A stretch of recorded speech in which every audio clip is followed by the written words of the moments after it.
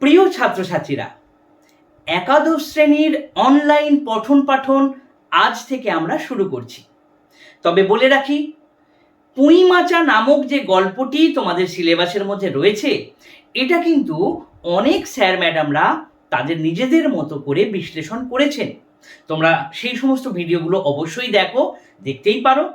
আজকে আমরা এই পুঁইমাচা গল্পটি একেবারে লাইন ধরে ধরে পরিপূর্ণভাবে আলোচনা করব। তবে বলে রাখি, একবারে যদি পুরো গল্পটা পড়ি তাহলে তোমাদের অনেক ক্ষেত্রে সমস্যা হতে পারে। তাই ছোট ছোট করে পার্ট করে করে আমরা পুরো গল্পটা ভালো করে পড়ব, এবং কোন লাইনগুলো থেকে প্রশ্ন আসতে পারে এমসিকিউ, সেই লাইনগুলো ভালো করে দাগ দিয়ে নাও, বুঝে নাও, নিজের খাতায় লিখে নাও। তবে বলে রাখি, একাদশ শ্রেণীর কিন্তু বই এই মাসে অর্থাৎ সামনের মাসের মধ্যে আসবে না। তাই বই আসতে দেরি রয়েছে। পড়াশোনা যদি শুরু না করো তাহলে কিন্তু সমস্যায় পড়তে পারে। সেই জন্য বলছি, এখন আমরা দেখে নিই একাদশ শ্রেণীর প্রথম গল্প, পুঁইমাচা গল্পটি। সহায়হরি চাটুর্যে উঠোনে পা দিয়েই স্ত্রীকে বললেন, একটা বড় বাটি কি ঘটি যা হয় কিছু দাও তো। তারক্ষুড়ো গাছ কেটেছে, একটু ভালো রস আনি। তাহলে তারক্ষুড়ো গাছ কেটেছে, তাহলে কে গাছ কেটেছে? এটা কিন্তু প্রশ্ন আসতেই পারে। ভালো করে দাগ দিয়ে নাও কিংবা লিখে নাও। কিংবা এখান থেকে প্রশ্ন আসতেই পারে যে সহায়হরি উঠোনে পা দিয়েই তার স্ত্রীর কাছ থেকে কি চেয়েছিল? তাহলে একটা বড় বাটি কিংবা ঘটি চেয়েছিল। স্ত্রী অন্নপূর্ণা খড়ের রান্নাঘরের দাওয়ায় বসিয়া শীতকালের সকালবেলা নারিকেল তেলের বোতলে ঝাঁটার কাঠি পুড়িয়া 2 আঙুলের সাহায্যে ঝাঁটার কাঠি সংলগ্ন জমানো তেলটুকু সংগ্রহ করিয়া চুলে মাখাইতেছিলেন। তাহলে এটাও একটা প্রশ্ন এমসিকিউতে আসতে পারে যে অন্নপূর্ণা দাওয়াতে বসে, অর্থাৎ ওই রান্নাঘরের দাওয়াতে বসে কি করছিল? সে ওই কাঠি দিয়ে আর কি নারকেল তেলের কৌটো থেকে নারকেল তেল বের করে সে মাথায় মাখার চেষ্টা করছিল। স্বামীকে দেখিয়া তাড়াতাড়ি গায়ের কাপড় একটু টানিয়া দিলেন মাত্র, কিন্তু বাটি কি ঘটি বাহির করিয়া দিবার জন্য বিন্দু মাত্র তো আগ্রহ দেখালেনই না, এমনকি বিশেষ কোনো কথাও বলিলেন না। সহায়হরি অগ্রগতি হইয়া বলিলেন, কি হয়েছে, বসে রইলে যে? দাও না একটা ঘটি। আহ, খেন্তি চেন্তি সব কোথায় গেল এরা? তুমি তেল মেখে বুঝি ছোঁবে না? অন্নপূর্ণা তেলের বোতলটি সরাইয়া স্বামীর দিকে খানিকক্ষণ চাহিয়া রহিলেন। পরে অত্যন্ত শান্ত সুরে জিজ্ঞেস করিলেন, তুমি মনে মনে কি ঠাউরেছ বলতে পারো? স্ত্রীর অতিরিক্ত রকমের শান্ত সুরে সহায়হরির মনে ভীতির সঞ্চার হলো। তাহলে এই লাইনটা, সহায়হরির মনে ভীতির সঞ্চার হলো। তাহলে প্রশ্ন, কেন না স্ত্রীর অতিরিক্ত রকমের শান্ত স্বর শুনে সহায়হরির মনে ভীতির সঞ্চার হলো। তারপরে দেখো, ইহা যে ঝড়ের অব্যবহিত পূর্বের আকাশের স্থির ভাব মাত্র, তাহা বুঝিয়া তিনি মরিয়া হয়ে ঝড়ের প্রতীক্ষায় রহিলেন। একটু আমতা আমতা করিয়া কহিলেন, কেন, কি হলো, কি হয়েছে, কি আবার? অন্নপূর্ণা পূর্বাপেক্ষাও শান্ত সুরে বলিলেন, দেখো, রঙ্গ করো না বলছি। ন্যাকামি করতে হয় অন্য সময় করো। তুমি কিছু জানো না, কি খোঁজ রাখো না? অত বড় মেয়ে যার ঘরে, সে মাছ ধরে আর রস খেয়ে দিন কাটায় কি করে তা বলতে পারো? গায়ে কি গুজব রটেছে জানো? এই জায়গাটা, গায়ে কি গুজব রটেছে, এটা কিন্তু এমসিকিউ এ প্রশ্ন আসে। তারপরে দেখো, সহায়হরি আশ্চর্য হইয়া জিজ্ঞাসা করিলেন, কেন, কি গুজব? কি গুজব জিজ্ঞাসা করো গিয়ে চৌধুরীদের বাড়ি। কেবল বাগদি দুলে পাড়ায় ঘুরে ঘুরে জন্ম কাটালে ভদ্রলোকের গায়ে বাস করা যায় না। সমাজে থাকতে হলে সেই রকম মেনে চলতে হয়। সহায়হরি বিস্মিত হইয়া কি বলিতে যাইতেছিলেন, অন্নপূর্ণা পূর্ববৎ স্বরেই পুনর্বার বলিয়া উঠিলেন, এক ঘরে করবে গো, তোমাকে এক ঘরে করবে। কাল চৌধুরীদের চণ্ডী মণ্ডপে এসব কথা হয়েছে। তাহলে এই জায়গাটা দাগ দাও, কাল চৌধুরীদের চণ্ডী মণ্ডপে এসব কথা হয়েছে। তাহলে প্রশ্ন, চৌধুরীদের চণ্ডী মণ্ডপে কি কথা হয়েছে। এই যে সহায় হরিদের এক ঘরে করা হবে, অ্যাকচুয়ালি সহায় হরির বড় মেয়ে খেন্তির বয়স অনেকটা বেড়ে গেছে, তবুও সেখানে তাকে বিয়ে দেওয়া হচ্ছে না। কেন বিয়ে দেওয়া হচ্ছে না, কি বৃত্তান্ত, সমাজপতিদের চা নিয়ে কোনো মাথা ব্যথা নেই, কিন্তু যেহেতু বিয়ে দেওয়া হচ্ছে না সেই জন্য এদেরকে এক ঘরা করবে। তারপরে আমাদের হাতে ছোঁয়া জল আর কেউ খাবে না, আশীর্বাদ হয়ে মেয়ের বিয়ে হলো না, ও নাকি উচ্ছুগ্য করা মেয়ে। দাগ দাও, খুব ইম্পর্টেন্ট একটা জায়গা, ও নাকি উচ্ছুগ্য করা মেয়ে। তাহলে কার কথা বলা হয়েছে? সহায় হরির বড় মেয়ে খেন্তির কথা বলা হয়েছে। গায়ের কোনো কাজে তোমাকে আর কেউ বলবে না, যাও, ভালোই হয়েছে তোমার, এখন গিয়ে দুলে বাড়ি বাগদে বাড়ি উঠে বসে দিন কাটাও। সহায় হরি তাচ্ছিল্যের ভাব প্রকাশ করিয়া বলিলেন, এই আমি বলি কি না জানি কি ব্যাপার, এক ঘরে সবাই এক ঘরে পড়েছেন, এবার বাকি আছেন কালীময় ঠাকুর। হ্যাঁ। অন্নপূর্ণা তেলে বেগুনে জ্বলিয়ে উঠিলেন। এতক্ষণ কিন্তু অন্নপূর্ণা একদম শান্ত স্বরে কথা বলছিল, মানে নিজের রাগ, নিজের ক্রোধ, নিজের যন্ত্রণাটাকে সে কিন্তু আটকে রেখেছিল। এই স্বামীর এই কথাটা বলার পরেও সে যখন শুনছে না, তখন একেবারে তেলে বেগুনে জ্বলে উঠেছে। কেন? তোমাকে এক ঘরে করতে বেশি কিছু লাগে নাকি? তুমি কি সমাজের মাথা, না একজন মাতব্বর লোক? চাল নেই, চুলো নেই, এক করার মুরদ নেই, চৌধুরীরা তোমায় এক ঘরে করবে না তো আর এমন কি কঠিন? আর সত্যিই তো, এদিকে ধাড়ি মেয়ে হয়ে উঠল, হঠাৎ স্বর নামাইয়া বলিলেন। ডাক দাও এই জায়গাটা, হঠাৎ স্বর নামাইয়া বলিলেন। কি বললো দেখো, বলছে হলো যে 15 বছরের, বাইরে কমিয়ে বলে বেড়ালে কি হবে, লোকের চোখ নেই।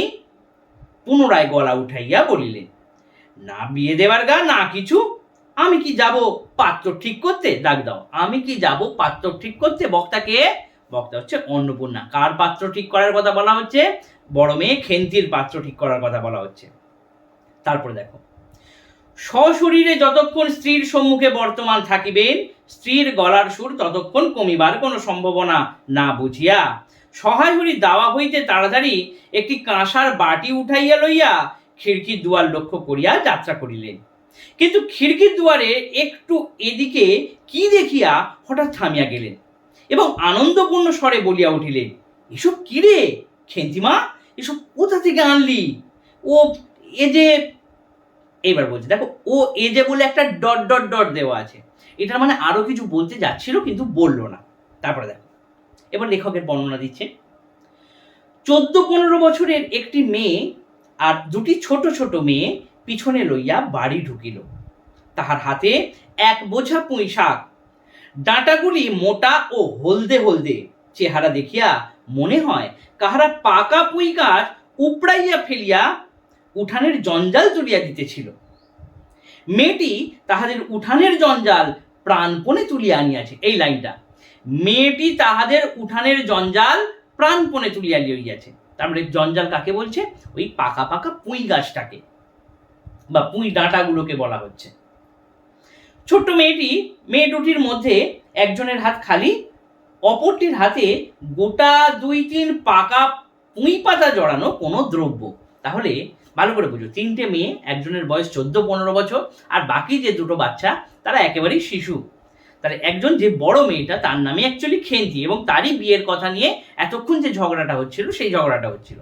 সে কারোর ফেলে দেওয়া পুঁই পাতা বা পুঁই গাছ, অনেকগুলো ডাঁটা সহ একদম পেকে হলুদ হয়ে গেছে, যেগুলো খাওয়ার উপযুক্ত নয়, সেই পুঁই ডাঁটা একদম বগল দাবা করে চাপিয়ে নিয়ে চলে এসেছে ঘরের বাড়ির মধ্যে।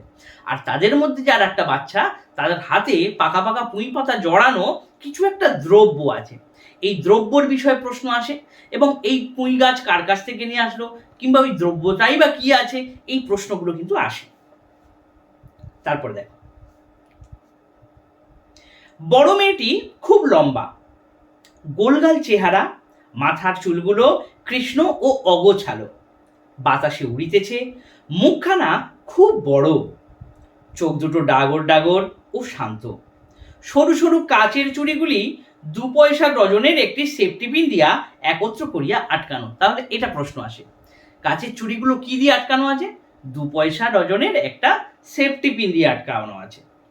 পিনটির বয়স খুঁজিতে যাইলে প্রাগৈতিহাসিক যুগে গিয়ে পড়িতে হয়। ডাক দাও, পিনটির বয়স খুঁজিতে যাইলে, কোন পিনটির কথা বলা হচ্ছে? যে সেফটি পিন দিয়ে তার অর্থাৎ ওই খেন্তির কাঁচের চুড়িগুলো আটকানো আছে সেই পিনটির কথা বলা হচ্ছে। এই বড় মেয়েটির নামই বোধ হয় খেন্তি, কারণ সে তাড়াতাড়ি পিছনে ফিরিয়া পশ্চাৎবর্তনীর হাত হইতে পুঁই পাতা জড়ানো দ্রব্যটি লইয়া মেলিয়া ধরিয়া বলিল, চিংড়ি মাছ বাবা, গয়াবুড়ির কাছ থেকে রাস্তায় নিলাম। তাহলে বুঝতে পারলে কার কাছ থেকে? ওই ওই যে পুঁই পাতা জড়ানো ওই বাচ্চাটার হাতে ছিল, ওটা কি ছিল? চিংড়ি মাছ ছিল। কার কাছ থেকে চিংড়ি মাছ নিয়ে আসলো? না, গয়াবুড়ির কাছ থেকে চিংড়ি মাছটা নিয়ে আসলো। দিতে চায় না, বলে তোমার বাবার কাছে 8 দিনকার ধরুন 2 পয়সা বাকি আছে। আমি বললাম, দাও গয়া পিসি, আমার বাবা কি তোমার 2 পয়সা নিয়ে পালিয়ে যাবে? আর এই পুঁই শাকগুলো ঘাটের ধারে রায় কাকা বললো নিয়ে যা, কেমন মোটা মোটা। তাহলে পুঁই শাকগুলো কার কাছ থেকে নিয়ে এসেছে? পুঁই শাক নিয়ে এসেছে রায় কাকাদের কাছ থেকে। আর এই কুঁচো চিংড়িটা কিনে এনেছে কার কাছ থেকে? পয়সা দেয়নি, পয়সা পরে দিয়ে দেবে। কুঁচো চিংড়ি এনেছে গয়া বুড়ির কাছ থেকে। এরপর বলছে, অন্নপূর্ণা দাওয়া হইতেই অত্যন্ত ঝাঁঝের সহিত চিৎকার করিয়া উঠিলেন, নিয়ে যা। আহা, কি অমত্ত! তোমাকে তারা দিয়েছে, পাকা পুঁই ডাঁটা কাঠ হয়ে গিয়েছে, 2 দিন পরে ফেলে দিত, নিয়ে যা। আর উনি তাদের আগাছা উঠিয়ে নিয়ে এসেছেন। ডাক দাও, উনি তাদের আগাছা উঠিয়ে নিয়ে এসেছেন। তাহলে কোনটাকে আগাছা বলা হচ্ছে? সেই পাকা পাকা পুঁই ডাঁটাগুলোকে আগাছা বলা হচ্ছে। ভালোই হয়েছে, তাদের আর নিজেদের কষ্ট করে কাটতে হলো না। যত পাথুরে বোকা সব মরতে আসে আমার ঘাড়ে। ধাড়ি মেয়ে বলে দিয়েছি না, তোমার বাড়ির বাইরে কোথাও পা দিও না, লজ্জা করে না এ পাড়া সে পাড়া করে বেড়াতে? বিয়ে হলে যে 4 ছেলের মা হতে, খাওয়ার নামে আর জ্ঞান থাকে না। না, কোথায় শাক, কোথায় বেগুন, আর একজন বেড়াচ্ছে কোথায় রস, কোথায় ছাই, কোথায় পাঁশ। ফেল বলছে সব, ফেল। এই যে ঝাঁঝালো সুর অন্নপূর্ণার দেখছো, এটা কিন্তু একেবারে একটা গ্রাম্য মহিলা, আমাদের বাঙালি ঘরের মা যেমন হয়, দারিদ্র নিপীড়িত তার জীবন, স্বামী এরকমভাবে এই কোথায় ছাই, কোথায় পাঁশ, কোথায় রস, কোথায় মেটে আলু, এই সমস্ত নিয়ে নিয়ে বেড়ায়। মেয়ে এত বড় হয়ে গেছে তবু তার বুদ্ধি শুদ্ধি নেই, সে বাইরে বাইরে ঘুরে ঘুরে বেড়াচ্ছে এবং লোকের চোখে পড়ছে, সেটা লোক দেখছে। তার বিয়ের বয়স পেরিয়ে যাচ্ছে তবুও তাকে বিয়ে দিতে পারছে না। নানান সাংসারিক যন্ত্রণা নিয়ে অন্নপূর্ণা কিন্তু এরকম একটা মানে বাজখাই টাইপের গলা করে কথা বলছে সকলের সঙ্গে। মেয়েটি শান্ত অথচ ভয় মিশ্রিত দৃষ্টিতে মার দিকে চাহিয়া হাতের বাঁধন আলগা করিয়া দিল। পুঁই শাকের বোঝা মাটিতে পড়িয়া গেল। ডাক দাও, পুঁই শাকের বোঝা মাটিতে পড়ে গেল কেন? না, অন্নপূর্ণা বকা দিল। অন্নপূর্ণা যেই ও অনেক স্বাদ করে না, ওই অ্যাকচুয়ালি খেন্তি পুঁই শাক খেতে খুব ভালোবাসে, সেই অনেক স্বাদ করে, সে মানে পাকা পুঁই শাক হোক কচি পুঁই শাক হোক তাতে কিছু যায় আসে না, ও পুঁই শাক খেতে খুব ভালোবাসে, সে যেরকমই হোক। তা সেই পুঁই শাকটা অনেক স্বাদ করে সে নিয়ে এসেছিল। গয়াবুড়ির কাছ থেকে চিংড়ি মাছ অনেক স্বাদ করে নিয়ে এসেছিল, যে পুঁই শাক দিয়ে সে চিংড়ি মাছের চচ্চড়ি টাইপের করে খাবে, হয়তো মা করে দেবে, নিয়ে আসলে হয়তো খুব খুশি হবে। কিন্তু তার মনটা হঠাৎ করে ভেঙে গেল, তাকে বললো যে যা ফেলে দিয়ে আয়। এটা শুনতে তার হাত থেকে খসে পড়ে গেল। এরপরে দেখো, অন্নপূর্ণা বকিয়া চলিলেন, যা তো রাধি, ও আপদগুলো টেনে খিড়কির পুকুরের ধারে ফেলে দিয়ে আয় তো। ফের যদি বাড়ির বার হতে দেখেছি তবে ঠ্যাং যদি না খোঁড়া করি তো। তাহলে রাধিকে, রাধি হচ্ছে ওই 2 মেয়ে, অর্থাৎ যে বাচ্চা 2 মেয়ে ছিল সেই বাচ্চা 2 মেয়ের মধ্যে একটা মেয়ে। রাধিকে তাহলে কি ফেলে দিয়ে আসতে বলবো? কোনগুলোকে? এখানে প্রশ্ন আসে। রাধি ও আপদগুলোকে টেনে খিড়কির পুকুরের ধারে ফেলে দিয়ে আয় তো। তাহলে আপদ কোনগুলোকে বলা হচ্ছে, এটা প্রশ্ন আসে। তাহলে সেই পাকা পাকা পুঁই ডাঁটা ওগুলোকে আপদ বলেছে। বোঝা মাটিতে পড়িয়া গিয়াছিল। ছোট মেয়েটি কলের পুতুলের মতন। তাহলে প্রশ্ন, ছোট মেয়েটি কলের পুতুলের মতন, কোন মেয়েটাকে কলের পুতুল বলা হচ্ছে? রাধিকে কলের পুতুল বলা হচ্ছে। সেগুলি তুলিয়া লইয়া খিড়কি অভিমুখে চলিল। কিন্তু ছোট মেয়ে অত বড় বোঝা আঁকড়াইতে পারিল না, অনেকগুলি ডাঁটা এদিক ওদিক ঝুলিতে ঝুলিতে চলিল। সহায় হরি ছেলেমেয়েরা তাহাদের মাকে অত্যন্ত ভয় করিত। সহায় হরি আমতা আমতা করিয়া বলিতে গেলেন, তা এনেছে যখন ছেলে মানুষ খাবে বলে তুমি আবার বরং। পুঁইশাকের বোঝা লইয়া যাইতে যাইতে ছোট মেয়েটি ফিরিয়া দাঁড়াইয়া মার মুখের দিকে চাহিল। কেন চাইলো বলো তো? যদি মা বলে আচ্ছা আচ্ছা ঠিক আছে রেখে দে, এটা যদি বলে সেই জন্য চাইল। অন্নপূর্ণা তাহার দিকে চাহিয়া বলিলেন, না না, নিয়ে যা, খেতে হবে না। মেয়ে মানুষের আবার অত নোলা কিসের? এক পাড়া থেকে আর এক পাড়ায় নিয়ে আসবে দুটো পাকা পুঁইশাক ভিক্ষে করে। যা যা, তুই যা, দূর করে বনে দিয়ে আয়। সহায় বুড়ির বড় মেয়ের মুখের দিকে চাহিয়া দেখিলেন তাহার চোখ দুটো জলে ভাসিয়া উঠিয়াছে। তার মনে বড় কষ্ট হইল। দাগ দাও এই জায়গাটা, তার মনে বড় কষ্ট হলো। তাহলে প্রশ্ন, কার মনে কষ্ট হলো? এখানে কিন্তু সহায় হরির মনে, মানে মেয়ের চোখ ছলছল করছে দেখে সহায় হরির মনটাও খারাপ হয়ে গেল। কিন্তু মেয়ের যতই সাধের জিনিস হোক, পুঁইশাকের পক্ষাবলম্বন করিয়া দুপুরবেলা স্ত্রীকে চটাইতে তিনি আদৌ সাহসী হইলেন না। নিঃশব্দে খিড়কির দৌড় দিয়া বাহির হইয়া গেলেন। বসিয়া রাঁধিতে রাঁধিতে বড় মেয়ের মুখের কাতর দৃষ্টি স্মরণে পড়িবার সঙ্গে সঙ্গে অন্নপূর্ণার মনে পড়িল গত অরন্ধনের পূর্বদিন বাড়িতে পুঁইশাক রান্নার সময় খেন্তি আবদার করিয়া বলিয়াছিল। দাগ দাও, এর আগের বার পুঁইশাক কবে রান্না হয়েছিল? তাহলে অরন্ধনের আগের দিন, পূর্বদিন। তাহলে সেই সময় যখন পুঁইশাক রান্না হয়েছিল তখন খেন্তি আবদার করে কি বলেছিল? এগুলো কিন্তু দাগ দিয়ে রাখো। মা, অর্ধেকগুলো কিন্তু আমি একা আমার, অর্ধেক সব মিলে তোমাদের। তাহলে এই কথাটা বলে, মানে এতটাই পুঁইশাকের প্রতি তার ভালোবাসা, মাকে বলেই বসেছিল খেন্তি যে মা, ওই যে পুঁইশাক রান্না করেছে ওর হাফটা কিন্তু আমি খাবো আর বাকি হাফটা তোমরা খাবে। এই ঘটনাটা মিটে গেল। তিন মেয়ে, তারা কেউ ঘরের মধ্যে ঢুকে গেছে, কেউ বাইরে খেলছে, সহায় হরি তো সে চলে গিয়েছে রস আনতে। একা একা রান্না করছে অন্নপূর্ণা। রান্না করতে করতে তার কি মনে হচ্ছে দেখো, বাড়িতে কেউ ছিল না। তিনি নিজে গিয়ে উঠোনের আর খিড়কির দোরের আশেপাশে যে ডাঁটা পড়িয়াছিল সেগুলি কুড়াইয়া লইয়াছিল। তাহলে বুঝতে পারলে, অন্নপূর্ণার মনের মধ্যে একটা রুক্ষ ভাব থাকলেও তার মাতৃ হৃদয়টা কিন্তু বারবার উঁকি দিয়েছে এই গল্পের মধ্যে। মেয়েকে এত করে বলল, খুব কষ্ট, তারও কি কষ্ট হয়নি? মা সে, তারও কষ্ট হয়েছে। তাই ওই যখন কেউ ছিল না দুপুরবেলা রাঁধতে রাঁধতে, ও তখন ওই যে রাজি যখন পুঁইডাঁটাগুলো ফেলে দিতে যাচ্ছিল, তো বাচ্চা মেয়ে সব জিনিস ফেলতে পারেনি, পড়তে পড়তে পড়তে পড়তে গেছে। তাহলে যে ছোট ছোট ডাঁটাগুলো পড়ে গিয়েছিল সেইগুলোকে সব তুলে নিয়ে আসলো। দেখ, বাকিগুলো কুড়োনো যায় না। দেখ দাও, বাকিগুলো কুড়োনো যায় না। তাহলে কেন বাকিগুলো কুড়োনো যায় না? দেখো, ডোবার ধারে ছাই গাদায় ফেলিয়া দিয়াছে, কুঁচো চিংড়ি দিয়া ওই রূপে চুপি চুপি পুঁই শাকের তরকারি রাঁধিলেন। তাহলে ব্যাপারটা বুঝতে পারলে তো? নিজে এবারে সেই পুঁই শাকগুলো তুলে এনে মেয়ের জন্য, সেও কি মেয়ের চোখের জল দেখেনি? শুধুমাত্র ওই সামাজিক যন্ত্রণা, সাংসারিক সমস্যা, এইগুলোর জন্য না অন্নপূর্ণা মাঝে মাঝে তিথি বিরক্ত হয়ে যায়। তাই ছেলে মেয়েদের উপর, স্বামীর উপরে খ্যাঁক খ্যাঁক করে আর কি। তারপরে দেখো, দুপুরবেলা খেন্তি পাতে পুঁইশাকের চচ্চড়ি দেখিয়া বিস্ময় ও আনন্দপূর্ণ ডাগর চোখে মায়ের দিকে ভয়ে ডরে চাহিল। দু একবার এদিক ওদিক ঘুরিয়া আসিতেই অন্নপূর্ণা দেখিলেন উক্ত পুঁইশাকের এক টুকরাও তাহার পাতে পড়িয়া নেই। পুঁইশাকের উপর তাহার এই মেয়েটির কিরূপ লোভ তাহা তিনি জানিতেন। জিজ্ঞাসা করিলেন, কি রে খেন্তি, আর একটু চচ্চড়ি দি?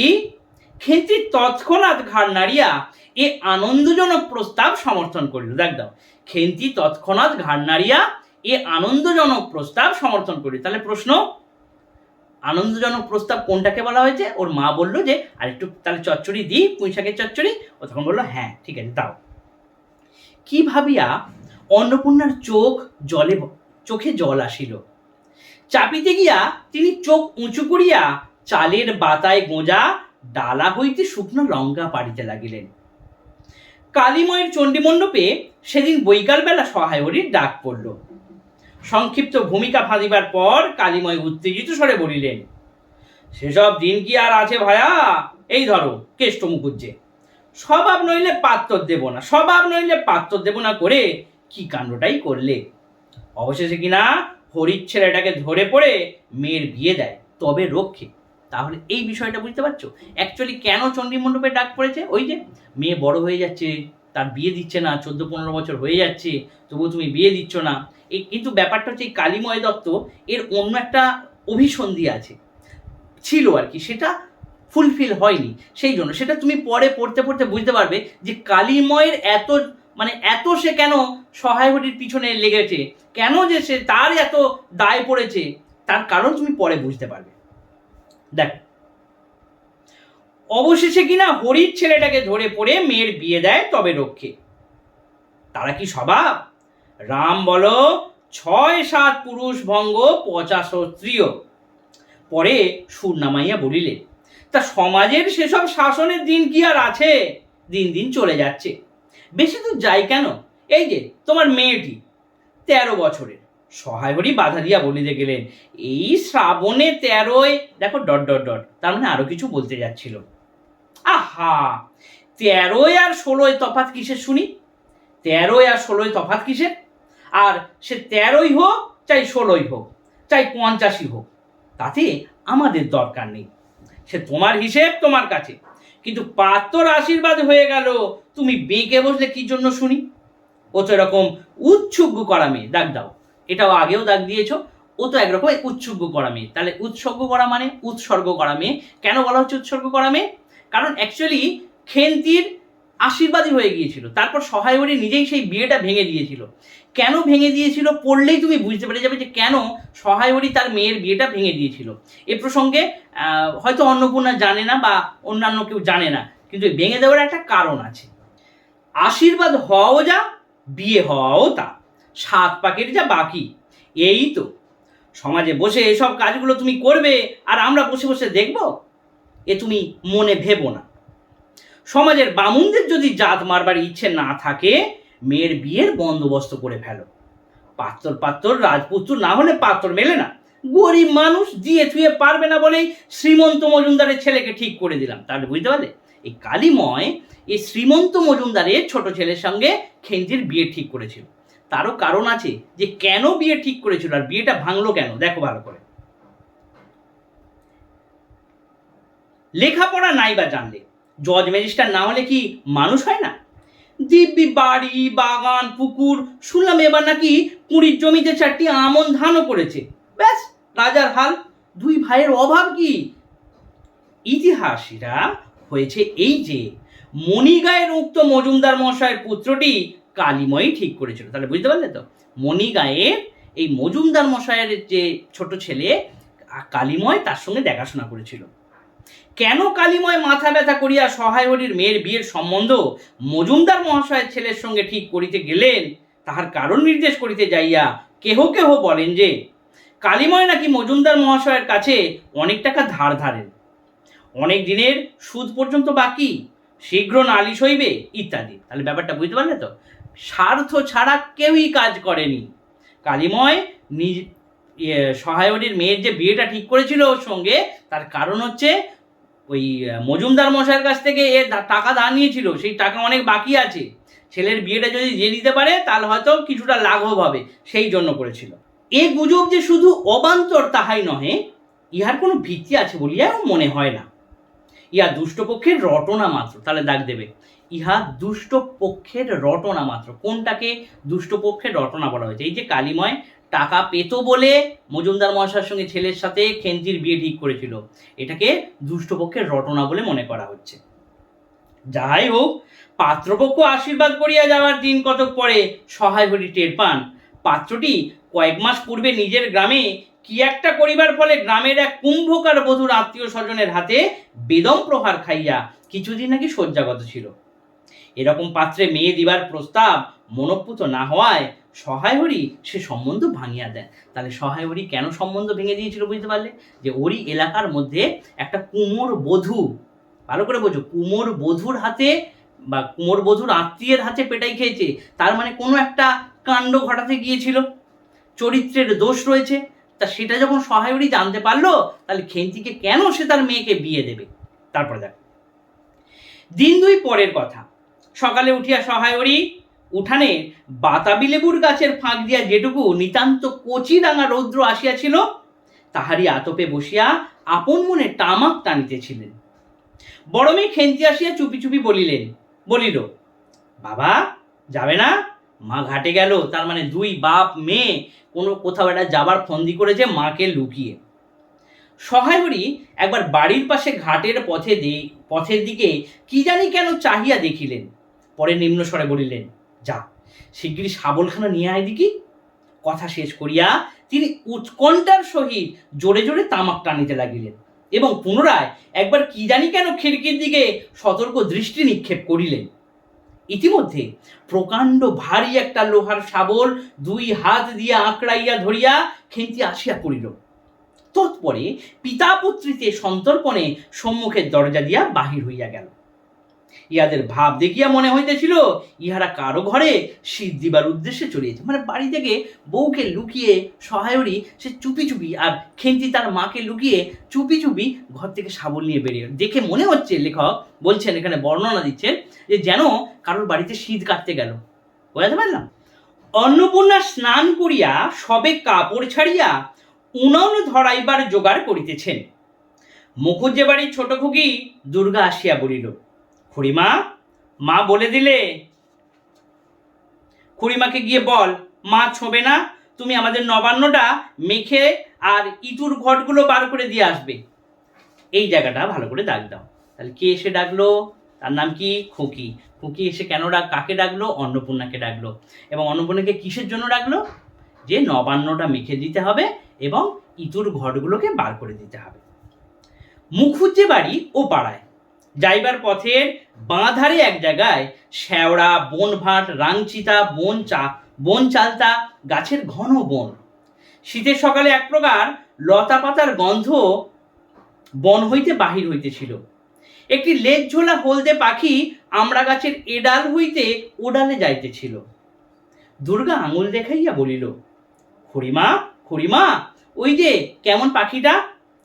পাখি দেখিতে গিয়া অন্নপূর্ণা কিন্তু আর একটা জিনিস লক্ষ্য করিলেন। ঘন বনটার মধ্যে কোথায় এতক্ষণ খুব খুব করিয়া আওয়াজ হইতেছে, মানে যেমন ভাবে মাটি খুঁড়ে যেমন আওয়াজ হয় ঠিক তেমন একটা আওয়াজ পাওয়া যাচ্ছে। কে যেন কি খুঁড়িতেছে। দুর্গার কথার পরেই হঠাৎ সেটা বন্ধ হইয়া গেল। অন্নপূর্ণা সেখানে খানিকক্ষণ থমকিয়া দাঁড়াইলেন, পরে চলিতে আরম্ভ করিলেন। তাহারা খানিক দূর যাইতে বনের মধ্যে পুনরায় খুব খুব শব্দ আরম্ভ হইল। কাজ করিয়া ফিরিতে অন্নপূর্ণার কিছু বিলম্ব হইল। বাড়ি ফিরিয়া দেখিলেন খেন্তি উঠানের রৌদ্রে বসিয়া তেলের বাটি সম্মুখে লইয়া খোঁপা খুঁড়িতেছে। তিনি তীক্ষ্ণ দৃষ্টিতে মেয়ের দিকে চাহিয়া দেখিয়া বলিলেন, এখনো নাইতে যাসনি যে? কোথায় ছিলি এতক্ষণ? খেন্তি তাড়াতাড়ি উত্তর দিল, এই যে যাই মা, এক্ষুনি যাবো আর আসবো। খেন্তি স্নান করিতে যাইবার একটুখানি পরেই সহায়হরি সোৎসাহে 15-16 সের ভারী একটা মেটে আলু ঘাড়ে করিয়া কোথা হইতে আসিয়া উপস্থিত হইলেন এবং সম্মুখে স্ত্রীকে দেখিয়া কৈফিয়তের দৃষ্টিতে সেই দিকে চাহিয়াই বলিলেন, ওই যে ওপারের ময়সা চৌকিদার রোজই বলে। তাহলে ওপাড়ার ময়সা চৌকিদার রোজই বলে, কর্তা ঠাকুর, তোমার বাপ থাকতে তবু মাসে মাসে এদিকে তোমাদের পায়ের ধুলো পড়তো, তা আজকাল তো তোমরা আর আসো না। এই বেড়ার ধারে মেটে আলু করে রেখেছি, তা তারা ঠাকুর বরং। অন্নপূর্ণা স্থির দৃষ্টিতে স্বামীর দিকে চাহিয়া বলিলেন, বরজপোতার বনের মধ্যে বসে খানিক আগে কি করছিলে শুনি? অন্নপূর্ণা সেই যে দুর্গাকে নিয়ে যাওয়ার সময় ওই যে বনের মধ্যে যে খুব খুব আওয়াজ পড়ছিল, ও এক লহমার মধ্যে বুঝে নিয়েছে যে এটা তার স্বামী ছিল। এই এখন আবার মেয়েটে আলু নিয়ে ঢুকছে, যে নিশ্চয়ই মিথ্যে কথা বলছে। তাহলে সেই আওয়াজটা ওই বরজপোতার বনের মধ্যে থেকে স্বামী ওই এটাকে চুরি করে আনছিল। সেই জন্য দেখো কি হচ্ছে। সহায়হরি অবাক হইয়া বলিলেন, আমি? না, আমি কখনো না, এই তো আমি। সহায়হরির ভাব দেখিয়া মনে হইতেছিল তিনি এইমাত্র আকাশ থেকে পড়িয়াছেন। অন্নপূর্ণা পূর্বের মতনই স্থির দৃষ্টিতে স্বামীর দিকে চাহিয়া বলিলেন, চুরি তো করবে, 3 কাল গিয়ে 1 কালে আছে। মিথ্যে কথাগুলো আর এমন বলো না, আমি সব জানি। মনে ভেবেছিলে আপদ ঘাটে গিয়েছে, আর কি দুর্গার মা ডেকে পাঠিয়েছিল। ও পাড়ায় যাচ্ছি, শুনলাম বরজপোতার বনের মধ্যে কি সব খুব খুব শব্দ। আমি তখনই বুঝতে পেরেছি, সাড়া পেয়ে শব্দ বন্ধ হয়ে গেল। যেই আবার খানিক দূর গেলাম, আবার দেখি শব্দ। তোমার তো ইহকালও নেই, পরকালও নেই। চুরি ডাকাতি করতে করতে যা ইচ্ছে তাই করো, কিন্তু মেয়েটাকে আবার এর মধ্যে নিয়ে গিয়ে ওর মাথা খাওয়া কিসের জন্য? সহায়হরি হাত নাড়িয়া বরজপোতায় তাহার উপস্থিতি থাকার বিরুদ্ধে কতকগুলি প্রমাণ উত্থাপন করিবার চেষ্টা করিতে গেলেন, কিন্তু স্ত্রীর চোখের দৃষ্টির সামনে তাহার বেশি কথাও যোগাইল না, বা কথিত উক্তিগুলির মধ্যে কোনো পূর্বাপর্য সম্বন্ধ খুঁজিয়া পাওয়া গেল না। আধ ঘন্টা পরে খেন্তি স্নান সারিয়া বাড়ি ঢুকিল। এটা এমসিকিউ। আধ ঘন্টা পরে খেন্তি স্নান সারিয়া বাড়ি ঢুকিল। সম্মুখস্থ মেটে আলুর দিকে একবার আর চোখে চাহিয়াই নিরীহ মুখে উঠোনের আলনায় অত্যন্ত মনোযোগের সহিত কাপড় মেলিয়া দিতেছিল। অন্নপূর্ণা ডাকিলেন, খেন্তি, এদিকে একবার আয় তো, শুনে যা। মায়ের ডাক শুনিয়া খেন্তির মুখ শুকাইয়া গেল। কেন বলো তো? কারণ ও তো জানে যে মা ডাকছে, জিজ্ঞাসা করবে যে তুই কি বরজপোতায় ছিলিস, আর মার চোখকে ফাঁকি দিতেও পারবে না। সে ইতস্তত করিতে করিতে মার নিকটে আসিলে তিনি জিজ্ঞাসা করিলেন, এই মেটে আলুটা দুজনে মিলে তুলে এনেছিস না? খেন্তি মার মুখের দিকে একটুখানি চাহিয়া, একবার ভূপতিত আলুটার দিকে চাহিয়া, পরে পুনরায় মায়ের মুখের দিকে চাহিল এবং সঙ্গে সঙ্গে ক্ষিপ্র দৃষ্টিতে একবার বাড়ির সম্মুখস্থ বাঁশঝাড়ের মাথার দিকটাও চাহিয়া লইল। তাহার কপালে বিন্দু বিন্দু ঘাম দেখা দিল, কিন্তু মুখ দিয়া কথা বাহির হইল না। অন্নপূর্ণা কড়া স্বরে বলিলেন, কথা বলছিস না যে বড়? এই মেটে আলু তুই এনেছিস কিনা? খেন্তি বিপন্ন চোখে মার মুখের দিকে চাহিয়া ছিল, উত্তর দিল, হ্যাঁ। অন্নপূর্ণা তেলে বেগুনে জ্বলিয়া উঠিয়া বলিলেন, পাজি, আজ তোমার পিঠে আমি আস্ত কাঠের চেলা ভাঙবো, তবে ছাড়বো। বরজপোতার বনে গিয়েছে মেটে আলু চুরি করতে। সমস্ত মেয়ে বিয়ে যোগ্যী হয়ে গেছে কোন কালে, সেই এক গলা বিজন বন, যার মধ্যে দিয়ে দুপুরে বাঘ লুকিয়ে থাকে, তার মধ্যে থেকে পরের আলু নিয়ে এলে তুলে। যদি গোসাইরা চৌকিদার দেখে তোমায় ধরিয়ে দেয়, তোমার কোন শ্বশুর এসে তোমাকে বাঁচাবে? আমার জোটে খাবো না জোটে না খাবো তা বলে পরের জিনিসে হাত দেবো না। হে মেয়ে নিয়ে আমি কি করব মা? এই পর্যন্ত তোমাদেরকে পড়ালাম। এই পর্যন্ত ভালো করে পড়ো, একদম তোমাকে পুরোপুরি পড়ে নিতেই পারো অবশ্যই, কিন্তু এই পর্যন্ত যে লাইনগুলো বললাম সেই লাইনগুলো কিন্তু ভালো করে মাথার মধ্যে রাখো। এর পরের দিনকে বৃহস্পতিবার আমি কিন্তু এই যতটুকু পড়ালাম ততটুকু গল্পের আমি শর্ট কোশ্চেনগুলো দিয়ে দেব, ঠিক আছে? আবার তারপরের বৃহস্পতিবার এর বাকি অংশটুকু তোমাদেরকে আমরা পড়িয়ে দেবো। এই ভিডিওটা এই পর্যন্তই। পরের ভিডিওতে কিন্তু এর শর্ট কোশ্চেনগুলো, হাফ যে গল্পটুকু পড়ালাম সেইটুকুর শর্ট প্রশ্নগুলো তোমাদেরকে দিয়ে দেব। ধন্যবাদ।